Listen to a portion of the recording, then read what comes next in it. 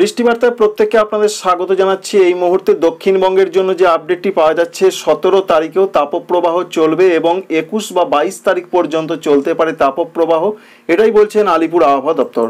তবে এর মধ্যে কিছু কিছু জেলাতে এখনও পর্যন্ত তাপপ্রবাহের কোনো পূর্বাভাস নেই, অর্থাৎ যে উত্তর পশ্চিম থেকে এই গরম হাওয়া আসছে সেই হাওয়া আসার বা বয়ে যাওয়ার সম্ভাবনার কথা বলছেন না আবহাওয়া দপ্তর। কলকাতা, হাওড়া, হুগলি, সঙ্গে রয়েছে নদিয়া জেলা।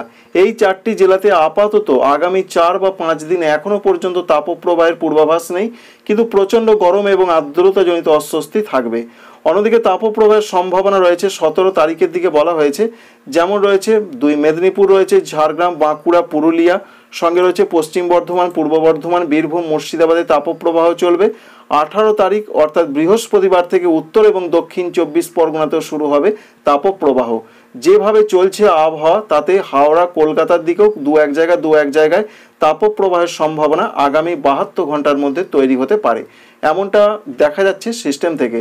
অন্যদিকে উত্তরবঙ্গের ক্ষেত্রে তাপপ্রবাহের কোনো পূর্বাভাস নেই। তাপমাত্রা 2 থেকে 3 ডিগ্রি বাড়বে, দক্ষিণবঙ্গ 2 থেকে 3 ডিগ্রি বাড়বে। ঝড় বৃষ্টির কোনো সম্ভাবনা রয়েছে কিনা?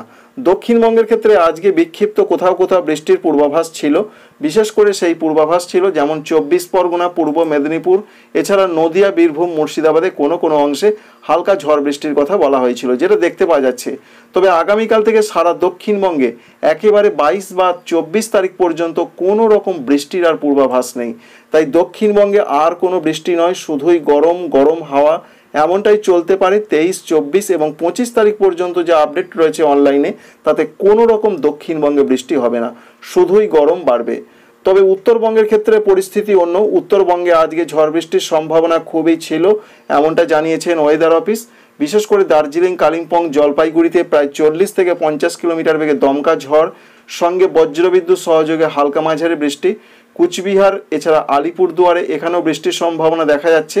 উত্তর দিনাজপুর, দক্ষিণ দিনাজপুর, মালদাতে 30 থেকে 40 কিলোমিটার বেগে দমকা ঝড় এবং হালকা বৃষ্টি হতে পারে বজ্রবিদ্যুৎ সহযোগে। আগামীকাল ঝড় বৃষ্টি কমে যাবে, ওপরের কোনো অংশে হালকা বৃষ্টি হতে পারে, আলিপুরদুয়ারের দিকে একটু মাঝারি বৃষ্টি হতে পারে, নিচের দিকে জেলাগুলোয় সেরকম কোনো বৃষ্টি নেই। তবে 18 তারিখের দিকে আবার বৃষ্টি বাড়বে, ঝড় বৃষ্টি বাড়বে উত্তরবঙ্গে প্রত্যেকটা জেলাতে। ওপরের জেলাগুলোতে বৃষ্টি কম হলেও দমকা ঝড় বইবে 40 থেকে 50 কিলোমিটার গতিবেগে, নিচের দিকের জেলাগুলোয় বজ্রবিদ্যুতের অ্যাক্টিভিটি এবং 30 থেকে 40 কিলোমিটার বেগে দমকা ঝড়ের একটা সতর্কবার্তা রয়েছে। তো বন্ধুরা, বুঝতেই পারলেন উত্তরবঙ্গের পরিস্থিতি অন্য, এখানে তাপপ্রবাহ নয় কিন্তু ঝড় বৃষ্টির সম্ভাবনা রয়েছে।